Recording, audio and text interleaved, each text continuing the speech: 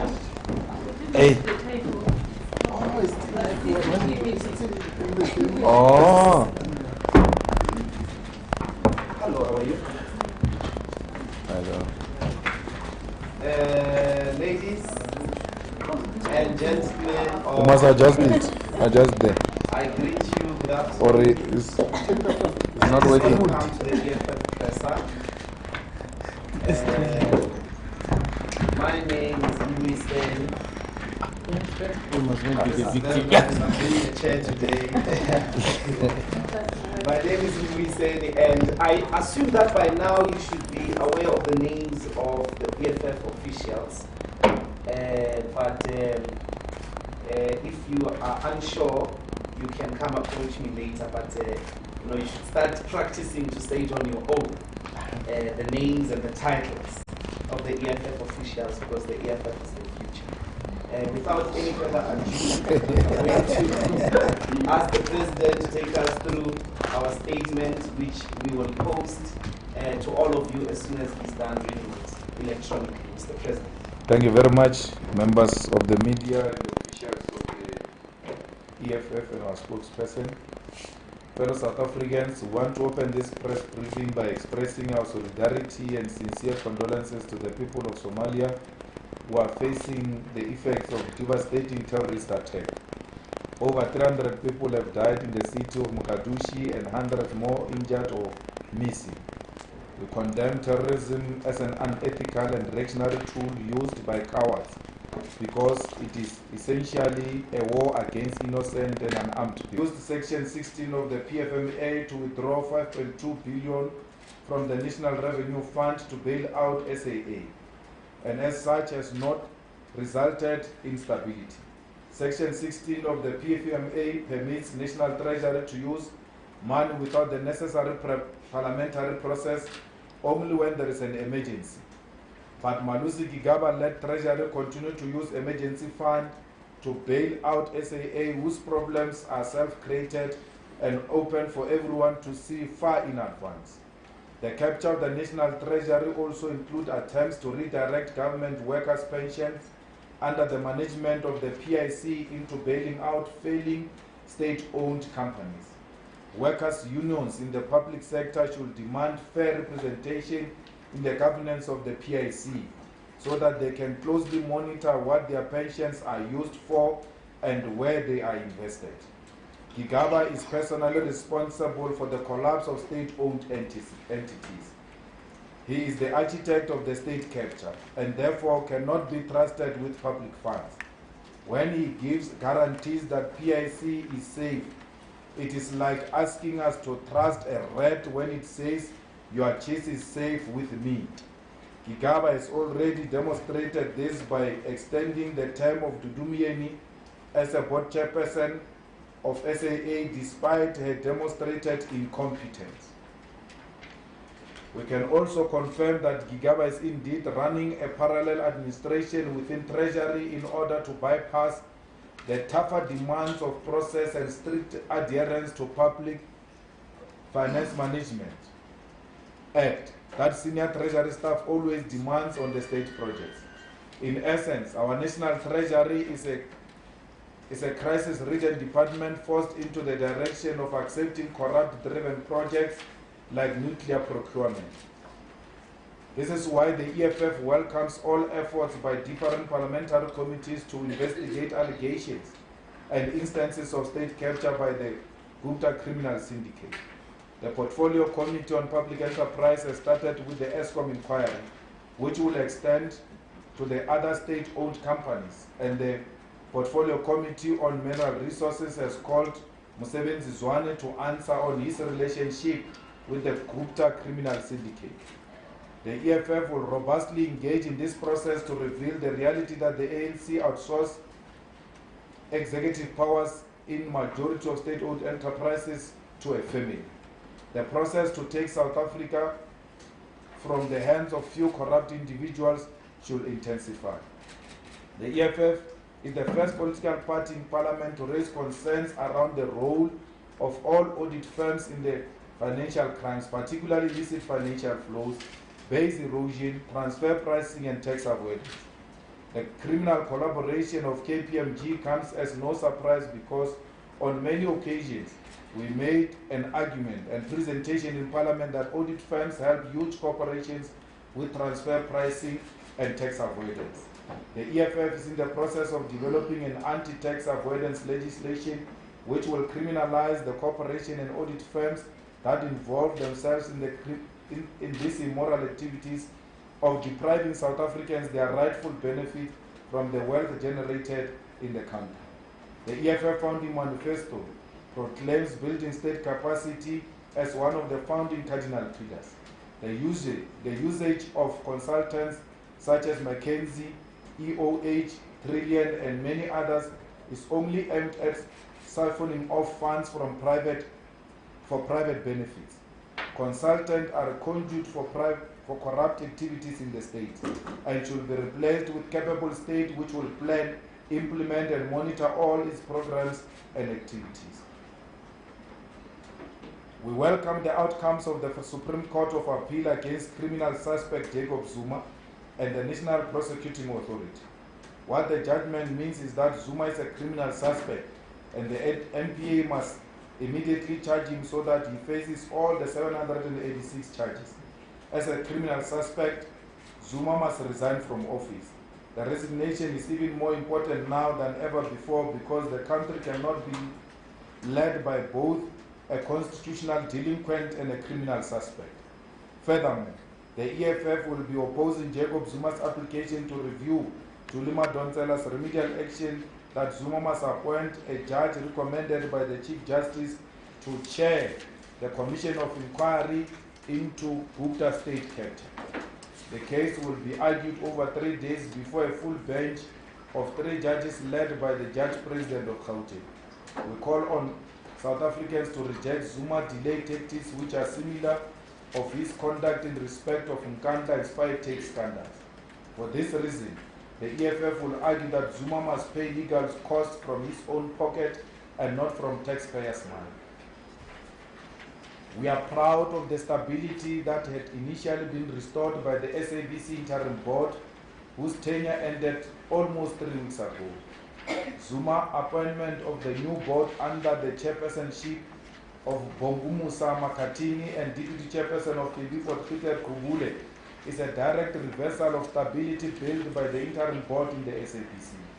These 2 individuals are Jacob and Nkosazana Zuma's Tuchis, who will continue the SABC capture, confirming that Zuma and stability are not of the same WhatsApp group.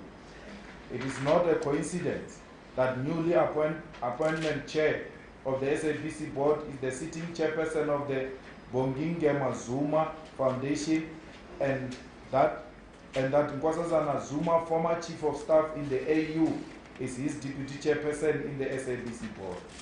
Under this condition, we must not be shocked if characters like Taudi Mutweneng are brought back into the SABC. Nevertheless, we have confidence in the majority of the board members to ensure that they fight these 2 stooges of Jacob and Nkosazana Zuma from collapsing the public broadcaster.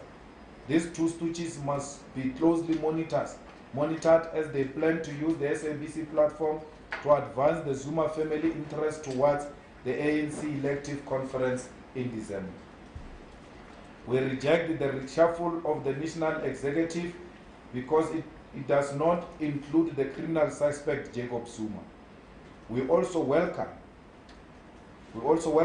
Blade Nzimande's removal as Higher Education Minister. Now we will have all the necessary time to go to the ground and campaign for the removal of the Zuma family in the ANC December conference. There were big expectations on his appointment as a communist into cabinet, but like all communist appointments, Nzimande was consistent with incompetence and compliance with bourgeois agenda. The cabinet reshuffle is clear consolidation of the state capture for the nuclear procurement deal.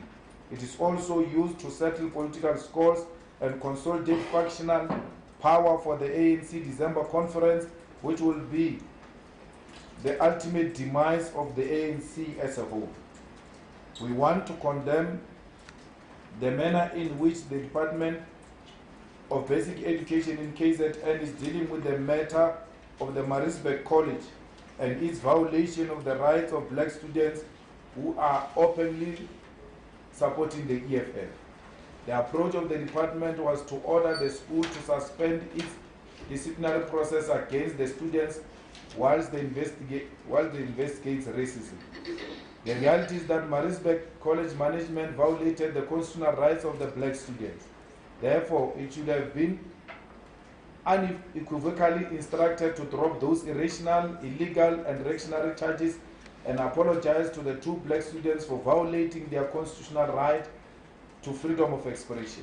The department has therefore allowed institutions where white supremacists are not punished and thus violate the dignity of black child without recourse. The department has not explained what racism they are investigating, the terms of reference, and when it is expected to conclude. This all seems like a PR exercise to help the school avoid accountability for its unconstitutional actions. We want to warn Maritzburg College management and all other white-dominated schools that you are now under EFF scrutiny and will be coming for you on each violation of the rights of black people.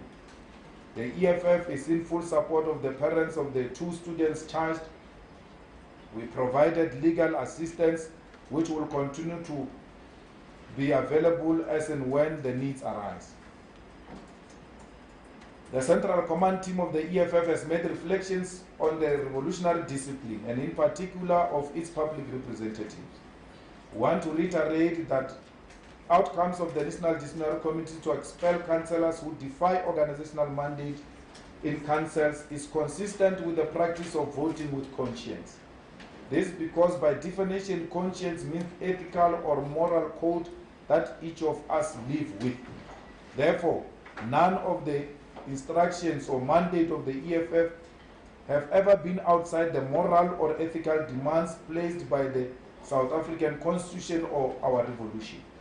EFF has never and will never instruct public representatives to do illegal or anti-revolutionary things. The CCT of the EFF has picked up efforts by white capital that is fishing for capture in the EFF leadership. Monopoly capital realizes that political change is inevitable. They can see that their investment in ANC is no longer holding, and this animal threatens to destroy not only itself but also the economy, which is white dominated. We have detected this tendency, which is in its infant stages. From our founding moment, we did expect it, and now want to vow to all fighters and the public that we shall never negotiate or compromise our generational mission. We shall never allow this movement to be given on a silver platter to white monopoly capital. All fighters must work relentlessly to ground the organization in the communities across urban and rural South Africa. Our only solution to the capture of white capital is a grassroots-based, bottom-up organization of the people. The year of the branch therefore means by 31st December 2017, there must be no what without EFF branch in good standing. We have noted the progress made to build genuine organizational presence thus far, but call on all efforts in these last 4 months of the year to be dedicated into consolidating the year of the branch. We are happy of the organizational report on the progress made in the provinces of KZN and Eastern Cape. Before the end of the year, we are confident that majority, if not all regions, will have held their elective regional people's assemblies, which will also lead to the elective provincial people's assemblies. There is, however, a lot of degeneration in Mpumalanga province due to lack of leadership. As a result, the EFF officials summoned the Mpumalanga leadership to explain itself. In addition, we shall be closely monitoring their development, and if there are no improvements, necessary interventions will be made. There are public representatives who have not added any value in the efforts to ground the organization in the ward-based structures. They have never delivered on assignments given to them due to laziness. We have identified 2 of these members within our caucus in Parliament, and we shall be asking them to resign as MPs because they are not adding any value to building the EFF that they represent in Parliament, unless they present a cogent case as to why this must not be so. All other public representatives are duly monitored in that they ought to contribute to building the organization and effectively representing the people in councils, legislatures, and Parliament. We are happy of the progress made by the EFF Student Command in SRC elections across the country. The youth is sending a clear message to the old people that they are not part of the past. They belong to the future. EFF Student Command must continue to exert its pressure in all universities and TVET campuses. No campuses must lack a branch of the EFF Student Command. Fellow South Africans, the center is not holding. This government has lost control even of the streets that are being run by criminals and gangs. Its failure to resolve economic problems of poverty and unemployment has been worsened by its failure to uphold the rule of law. We have become a laughingstock to criminals who watch the Minister of Police make wrongful arrests whilst failing to arrest fellow cabinet and parliament members who openly break the law. Policing has become an empty social media spectacle as this government does not enjoy legitimacy due to its own lawlessness. Our message is clear that the solution lies in the complete removal of the ANC from power. If we do not, we will all perish. On the 2nd of November, we shall be demonstrating against the apartheid state of Israel at its Pretoria embassy. We will do this in solidarity with the people of Palestine and their demands for Israel to end its occupation of Palestinian land in West Bank and Gaza. I thank you. Thank you very much, CSC. I'm going to take the first round of questions. No comments.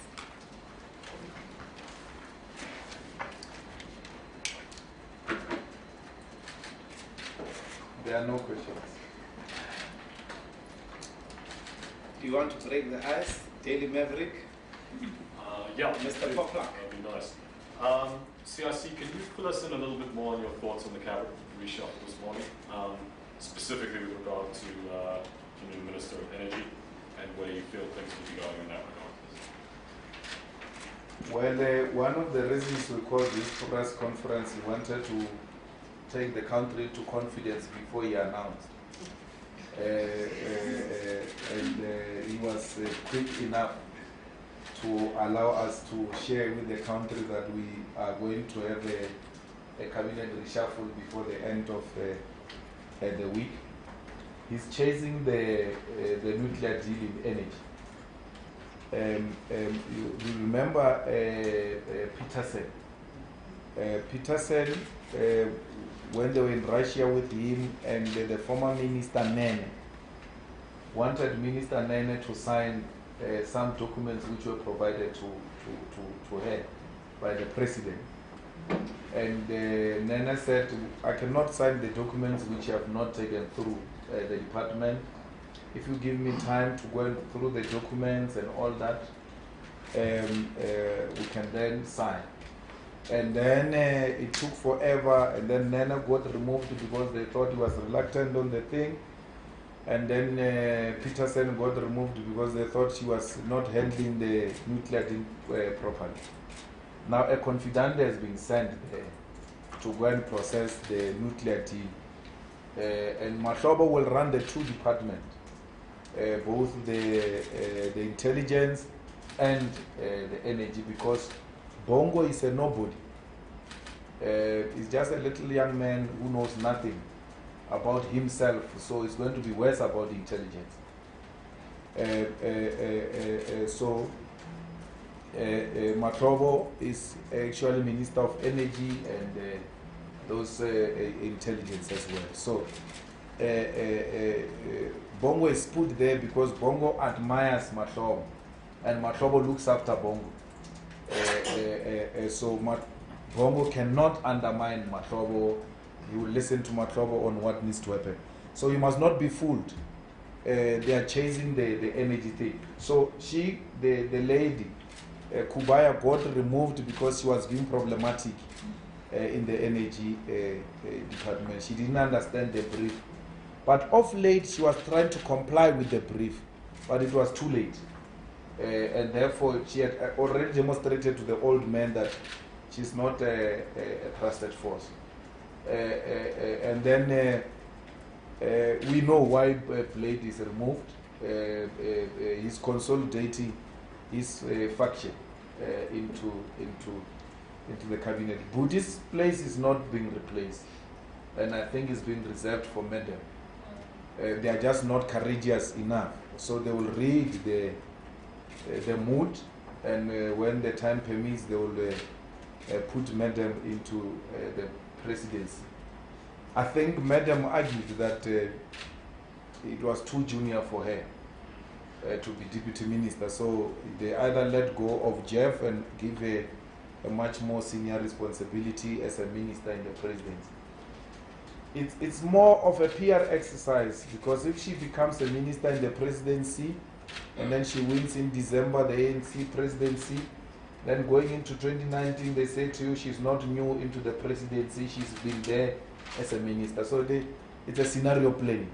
So those who can read scenarios like us, we can see that this is how they are playing the whole thing. So I don't think it's the last one. The real stuff will happen sooner, if not before the conference, immediately after the conference, depending on the outcome of the conference. To play with the psychology of our people that no, she's not new, she has been there, she can make it, she has been a minister in the presidency. So that's the whole thing. But it's good for Blade, because Blade is unprincipled. Blade is factional, and it's all about himself.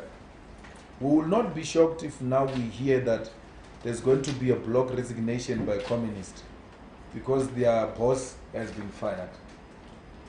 They threaten to resign when if Pravin gets fired. They never resign. So if they had resigned then and say we can't preside over a corrupt government, it was going to make more sense, and it would have made them to gain more ground. So now they are going to resign because the principal has been fired. It's an unprincipled stand. It's a self-saving type of posture. So Blade is about himself. So Zuma has served him well. Moreover, that Blade has been useless as a Minister of Education. There's nothing communist Blade has done. There's nothing socialist Blade has done. There's nothing left Blade has done as a Minister of Education. So, in as much as we reject this reshuffle of cabinet, we welcome Blade's removal. It's a good thing. But Zuma should have reshuffled himself as well. It would have been more nicer than the nicer one of Blade alone. So Blade and Zuma are not different. They are self-serving. So we really think that perhaps Blade will now discover who he is and start doing the right thing. But why should he be a crybaby? He must go and work the ground now. The Communist Party is contesting elections in Metsimahul, I'm told. Let Blade go and contest and help them to contest elections. They are a political party. Even if our Zuma would have reshuffled Blade and all those communists, Zuma is scared. It's not courageous enough. Why do you fight me and still want to serve in my cabinet? He should have fired them long time ago. If he must say to them, you go to hell. And then if they fight him, they must fight him in the open if they've got reasons to fight him. They go around saying all wrong things about him and then still take his salary as cabinet members. That's hypocrisy. So Zuma has dealt with it today. Let them resign and fight Zuma in the open if they don't agree with what Zuma is doing. If they want to stay in parliament, fair enough, because that is another terrain of fighting a corrupt government. But you can't say we're staying in cabinet so that we can fight corruption, but we've got cabinet minutes. We don't hear you saying anything anti-corruption in cabinet. They never say anything anti-corruption in cabinet. They agree to every wrong things that gets to be done in that cabinet. Blade must man up now. Come and join us in the streets here. Let's fight this corrupt government. Maybe you'll have something right to do. In the past few years, you are just an eater. The only thing that has changed in your entire life is your tummy. You didn't change anything except growing a big tummy. So come and do communist things now and stop eating and driving expensive cars bought with the people's money. So Blade must come here on the ground and fight battles here. So we really are happy. We don't welcome any of those changes. Even the lady they sent there, she's corrupt. They removed her from a corruption in Home Affairs, while she was doing dealings with her own child there, and threatening the former DG, that the former DG will share a pension with, his pension with people if he continues to talk. That was a direct threat to the former DG that don't reveal more, otherwise we'll sue you. She didn't have to threaten suing the DG, she should have just decided to sue the DG. But she couldn't because she knows the DG has got the file on her. So she's not going to add any value in higher education, and that's why we're saying to the student command, they must intensify the fight for free education. It can be done, it is possible. We must just consolidate the ground and make sure that we represent the students. The youth are beginning to get the message. They are electing the student command in their numbers. They are saying to the student command, you represent the future. And that's how it's supposed to be. One, another round, one, going once. God, yes. Two questions, yes. How do you foresee this nuclear deal being pushed through? Courts have already struck it down. So what's the game plan? How do you foresee this being pushed through, especially before a conference, seen as those who potentially doesn't know what the outcome is going to be? And would you not think that NDZ's non-elevation to cabinet has anything to do with this suspicion that she's a decoy and the actual chosen contender that the president wants to win in December is Willem Kiesel? Any comment? Thank you. Any more hands? Yes, I can't see you properly. Oh, T, yes. Thank you. Thank you so much. T, my dear from News 24. Just I think it might be an add-on to something you said earlier. Last year you expressed a lot of confidence in Ayanda Kodo when she started. Some people this morning were saying, you know, her failure to deal with the board conclusively is one of the reasons why she was moved. I just want to get your views on her removal as well. And then Nick just mentioned Zwelin Kize. You tweeted something about Zwelin Kize not too long ago. His name has been coming up as a unity factor in the ANC. However, then there's warnings, and your tweet seems to be one of those. I just wanted to get your views on that as well. Thank you. Have I missed any other hand at the back? Well, the court struck the nuclear deal on the basis of procedure, like the compliance with certain pieces of legislation. Not that the nuclear deal cannot be done. So they will have to go back and then do it the right way, and then it will pass. They've got an executive power. The court cannot tell the executive not to do a nuclear deal. They've got an executive power. But that power should be exercised within the limits and the ambit of the Constitution. And it has to be rational. It has to also not, rational we mean it shouldn't plug the country into a crisis. Because we cannot go into a procurement of a nuclear which is beyond the fiscus capacity. If fiscus can't carry it, Why do you want to go for it? So I said before, they took the Russians' money. The Russians want their money, or they must deliver the nuclear deal. That's why everything is being done to deliver the nuclear deal. Malusi says, well, we'll do it only if we can afford it and all that. Then Mashobo is going to fix it, and then it will go to Treasury. They will say, remember, we've been battling with this thing. Now we found a way out of it. It must be done. It's necessary for our energy. So it will be done. I mean, since when is reshuffling around the energy such a big issue? It has never been. But now, this time around, energy, he has been trying to get the energy right because of this big elephant in the room called a nuclear. Yeah. So that's what's going to happen. No, Zweli Mkhize is not a decoy. It's a genuine candidate of Didi Mabuza. Remember, Didi Mabuza has got a huge province, and he wants to be a deputy president. And then Cyril, in a stupid way, is advised by Gwede. Anyone who listens to Gwede is bound to fail. It's like any lineup that involves Gwede. That lineup must know that you have included a hypocrite of note, a self-seeking individual who thrives on creating confusion. The ANC's confusion, from the firing of the Youth League until today, even though Zuma is at the helm of it, that confusion, the architect of it, is Gwede Mantashe.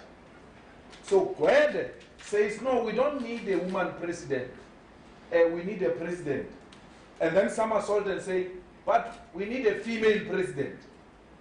If we don't need a female president, female deputy president, if we don't need a female president, why do we need a female deputy president? He says we need a female deputy president to defeat Didi Mabuza's name from emerging in Cyril's group. I don't know what Didi did to that man, but that man hates Didi with everything. That is the same guy who put DD number 10 in a province-to-province list in 2009 when the province voted to put DD number 1. Gwede went to manipulate the list, removed DD from number 1 to number 10 and put Dainapule number 1. I was telling the NEC of the ANC, I told him, you're not going to do that. You're a kuruku. This is what happened. This is the outcome of the conference. DD must go back to number 1. Whether we like him or not, this is a democratic outcome. That's how Gwede failed to remove DD as a premier in Mpumalanga.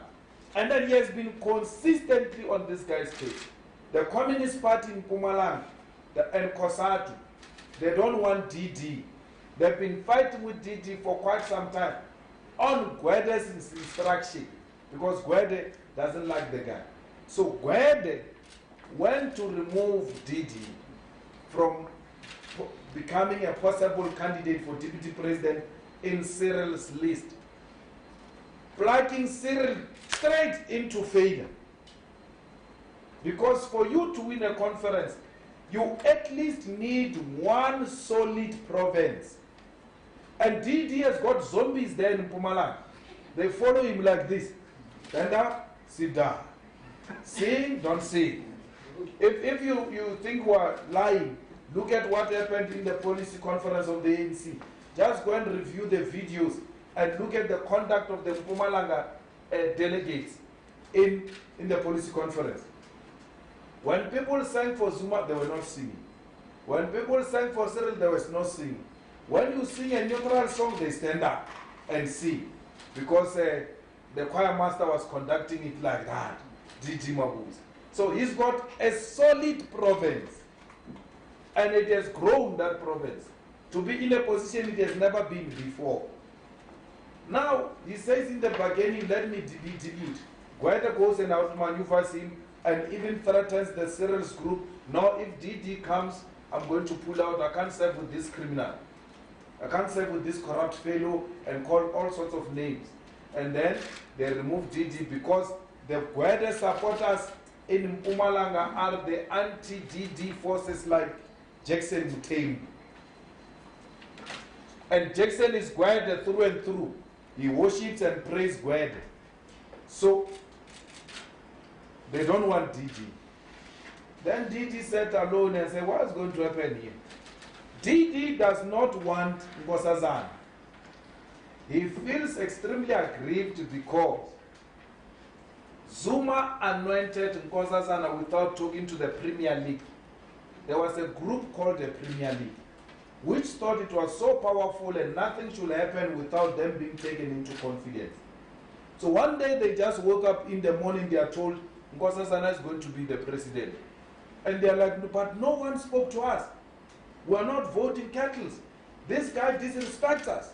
He cannot just impose a name like that without taking us into confidence.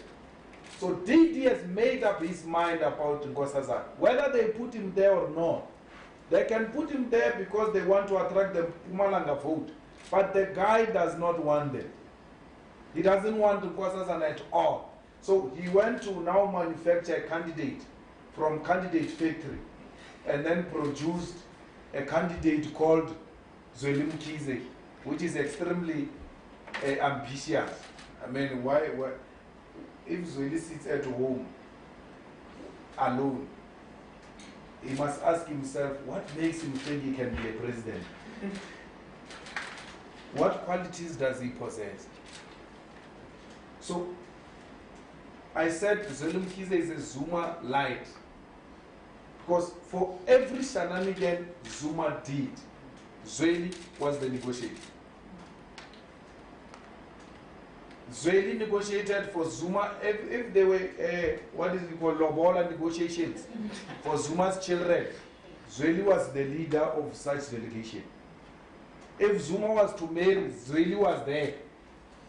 For everything Zuma did, Zweli went to negotiate. That's why even the book of the late gives Zweli's account of events during the rape trial. So Zweli knows everything about Jacob Zuma. They did them together.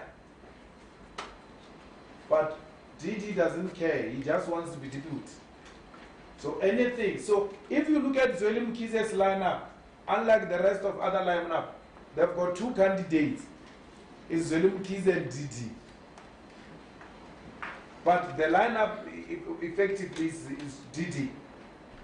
Didi wants to be deputy president. So if Cyril wants to win conference, he must go and negotiate with Didi and stop listening to Gwede's advice. Gwede wants to put Cecily Ndiwe there as deputy president because he wants to be the national chair. By virtue of his relationship with Cyril and having a background of trade unionism and NUM together, they are going to run the presidency together to exclusion. So they want to use a woman as a token because Gwede doesn't have the necessary courage to go directly for deputy president. He keeps on saying, I've declined. He knows it won't fly. But Gwede is the most dangerous man. And a lot of people don't see that this is the most dangerous man. He changes every time.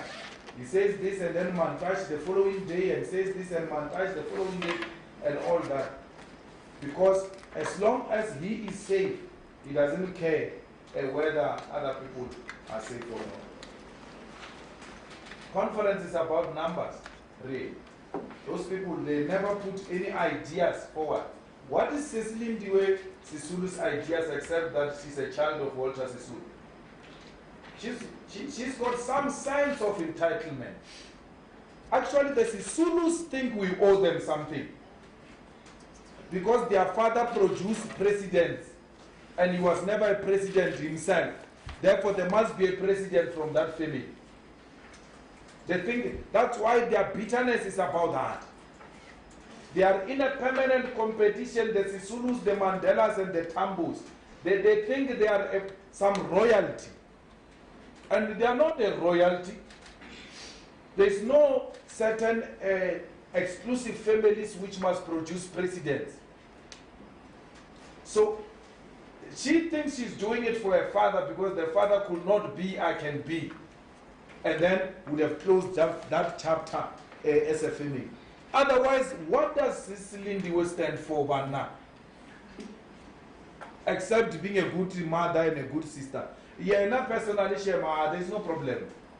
Our Anna Tata, she's a very good person, but not for president.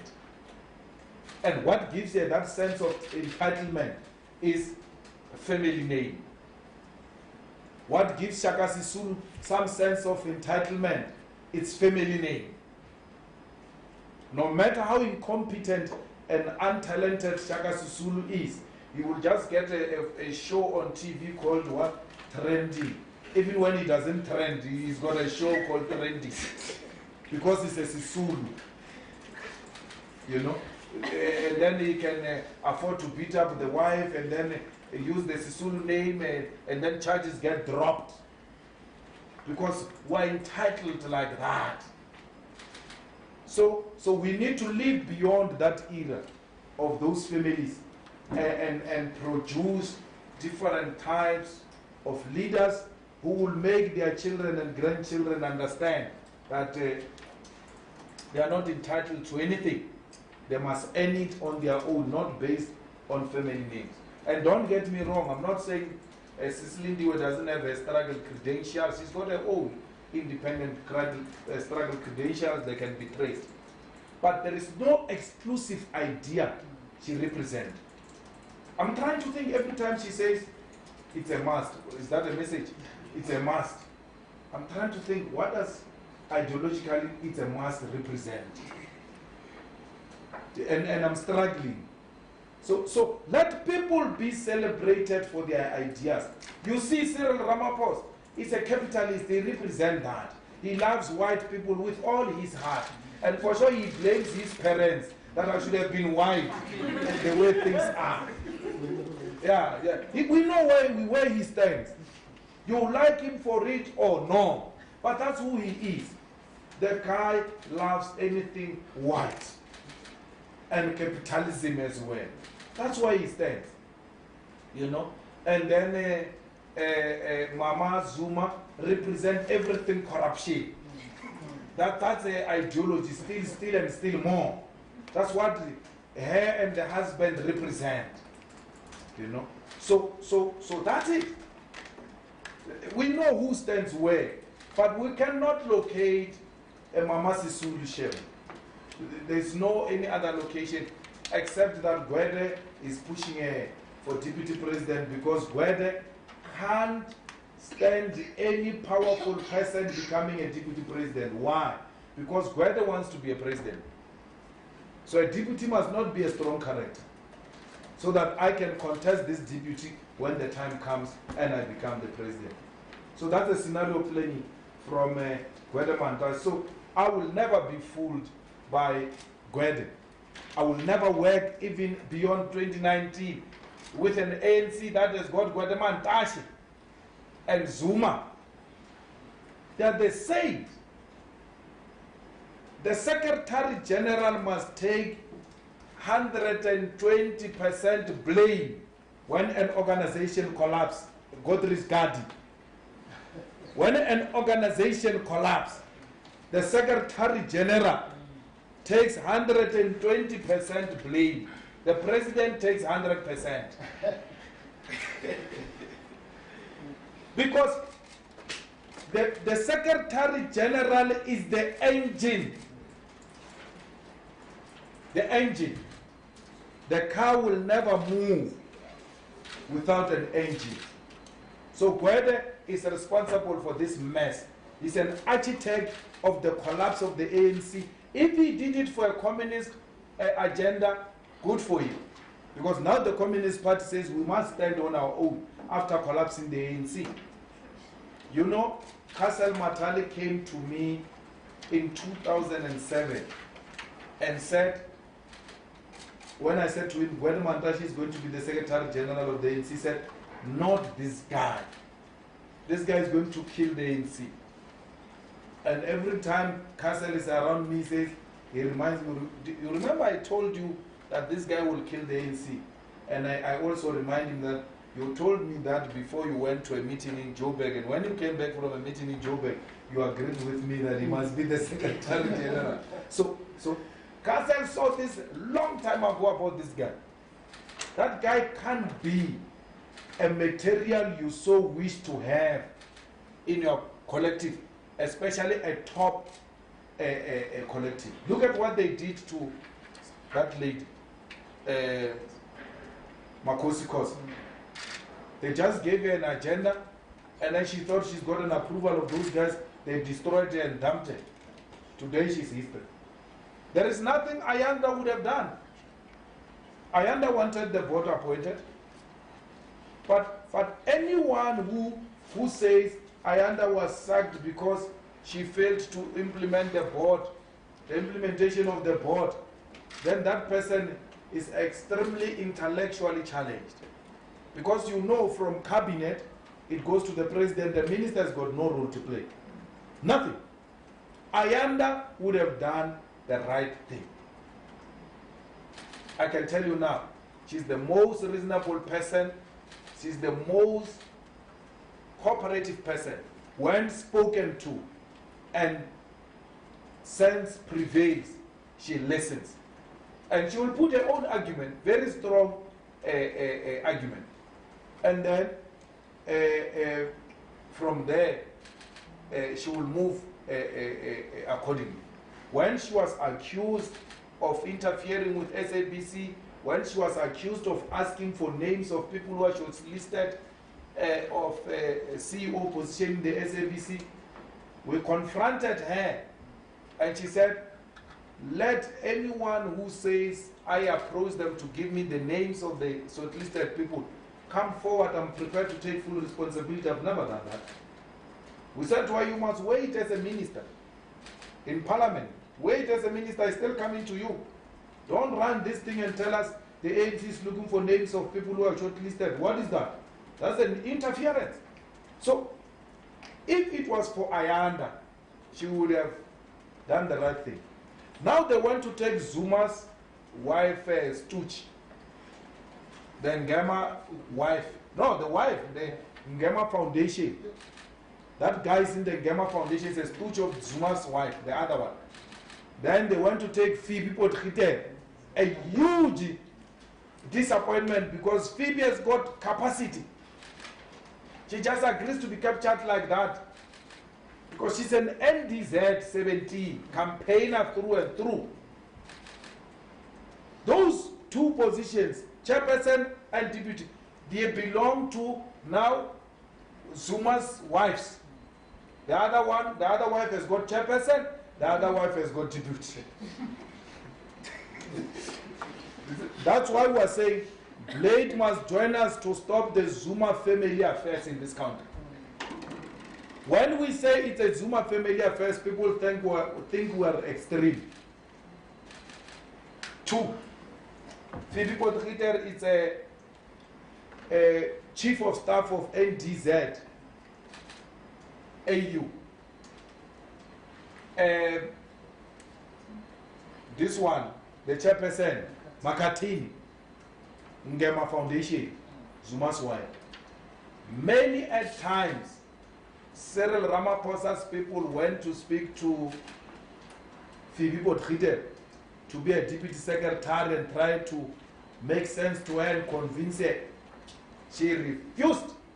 She's not like joining NDZ because she's rejected this side. She just said, hey, me, I'm here. My intentions are clear. And then at the same time, she wants to be an NEC member of the ANC. She must know that we are watching her.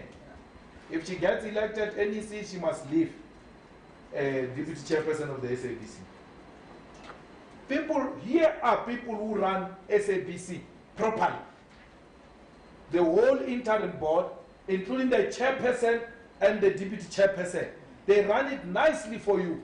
You even return them back on the basis that they ran a successful board, and then you overlook them because they can't appoint cloud, because they can't be manipulated, because they ask for fair procedure.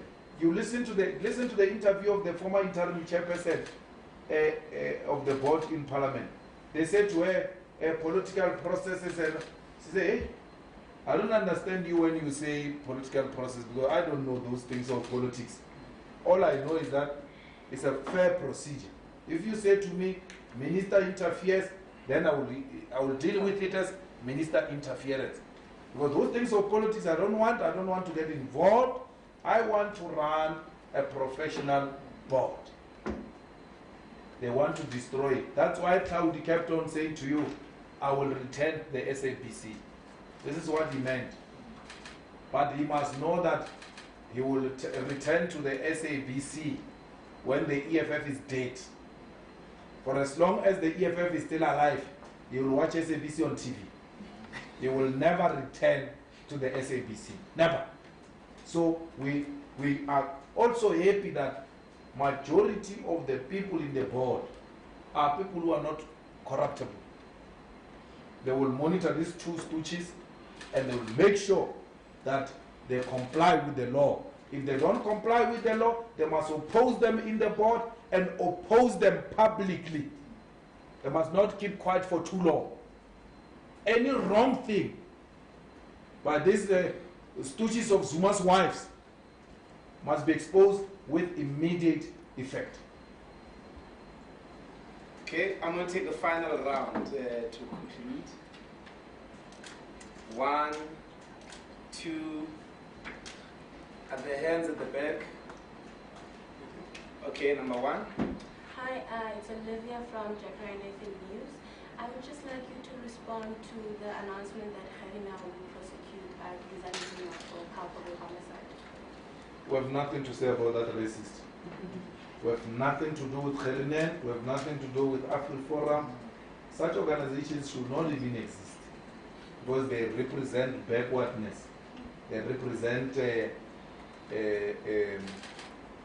racism. Duduzane Zuma will be prosecuted after 2019.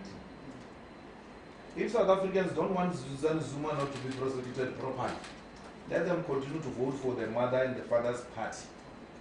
Let them vote for it. But if South Africans want the National Prosecuting Authority that is independent, that prosecute without fear or favor, they know what to do in 2019. Duduzane and his father, they will be prosecuted.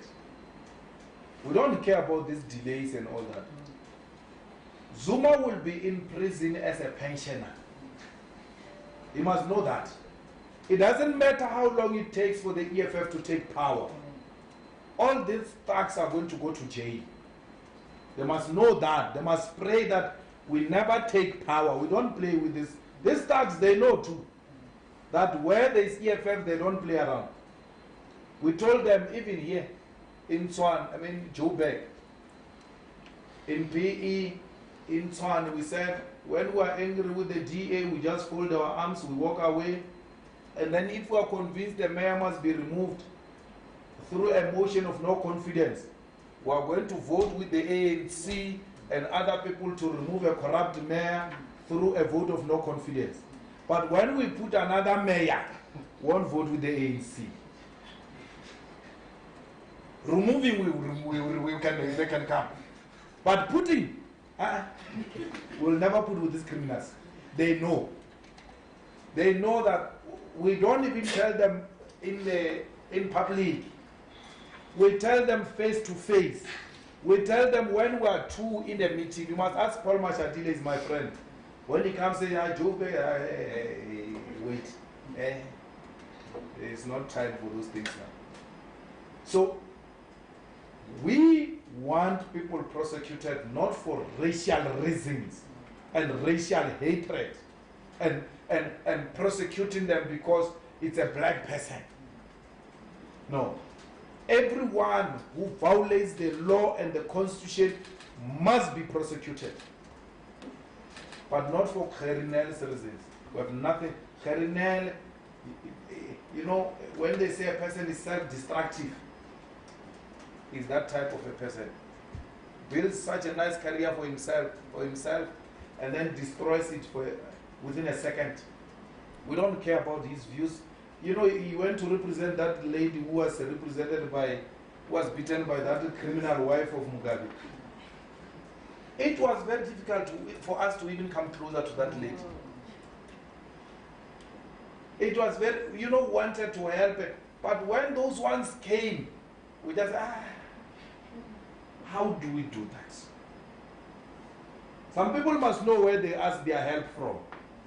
You can't ask help from people who want to perpetuate the apartheid legacy.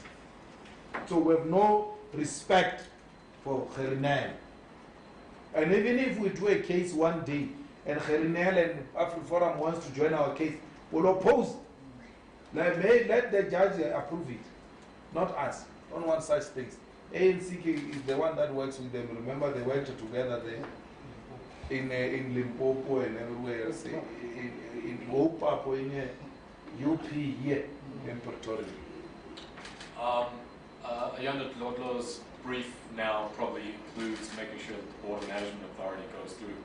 I know that you guys were very, very opposed to that piece of legislation, which does seem to be one of the worst pieces of legislation that have come before Parliament in a long time. What's your strategy now that the Home Affairs has shifted over to her with regard to that piece of legislation? Well, like I said, Ayanda will listen. And Ayanda is a person you can talk to. You know what happened? These fools of the ANC. I once, when they appointed Ayanda, I praised her here and said all sorts of things. And then there was a party organized for her. And then Mbalula started circulating message that I'm the one who's organizing a party for Ayanda Road. And then they cancelled it. And said it was organized by Julius. I did not organize any party. I was invited to a party. I was not going to go anyway. But Mbalula, that guy, circulated a message that Maluma is organizing a party. Ras matters for nothing. For Ayanda Road. Mbalula. Mbalula is the same guy, by the way, who sent a message to Senora Staff complaining that Julius Malema has got a front seat at the federal of Uncle Kathy's federal. That guy. That's what he's monitoring as a police minister. Who sits on which chair and then who's congratulating who. That's why crime is not. You know, I like that guy's energy, but it's misdirected. Instead of fighting his energy into fighting crime, he takes his energy into taking selfies and all those type of things, and criminals are finishing the whole country. So the crime strategy has been undermined by a self-seeking type of a minister. We thought this guy will go and help us there. No, he's helping himself. You know. So Ayanda Lord is the type of a minister you need. I don't have to agree with her, but a minister engages. You know, I once called Nomvula Mugonyana, said, Nomvula, there are people who are not paid in Guyana water projects. Because how I picked up information, the EFF members are employed there. So they are saying, no, we have not been paid for a month or two. When we call the subcontractors, no, we have not been paid and all that. Then I call Nomvula, I know her. Nomvula, people are not paid there. Can you intervene and help those ordinary? Can you imagine December laborers without salaries and all that? Please help them. So Nomvula goes to a meeting there in Eastern Cape. Julius Malema called me because he wanted money in a water project in Guyana. He said I must pay people.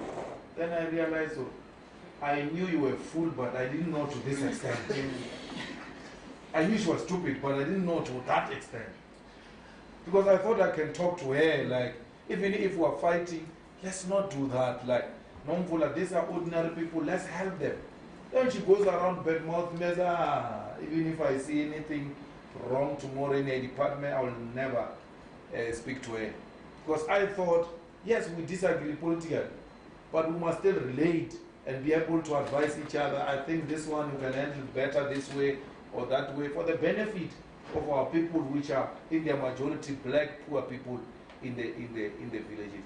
So Ayanda is not that type who will want to go and shine at your expense and create an impression that you're seeking favors from her when you say to her, I don't do this. So any other legislation from that department will be taken through Parliament, we'll talk to her, will make sense prevail. If she disagrees with us, we'll go and vote against it in Parliament.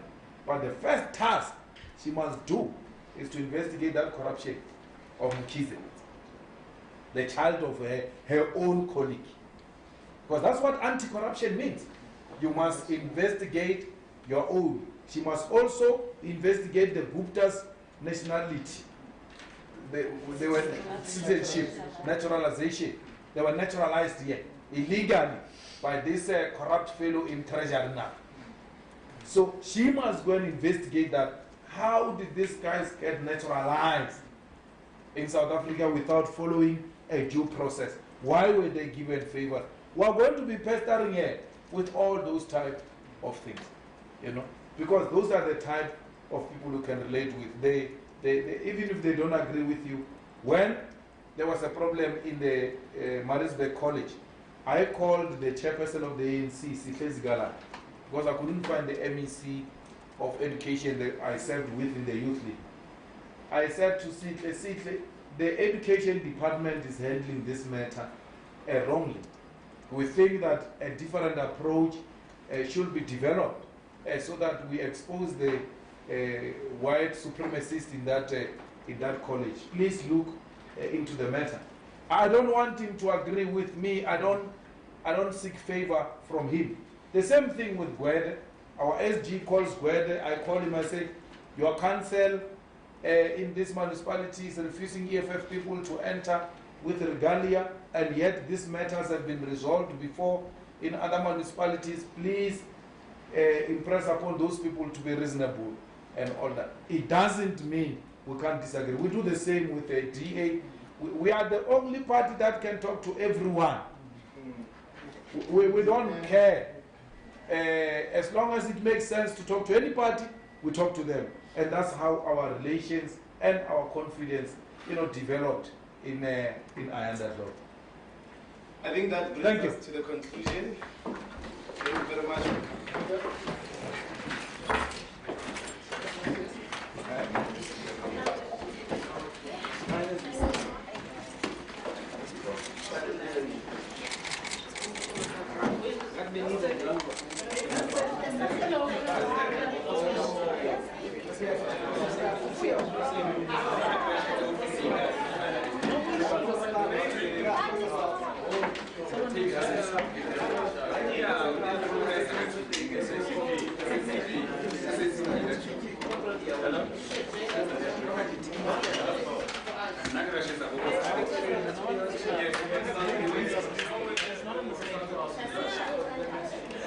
Wait.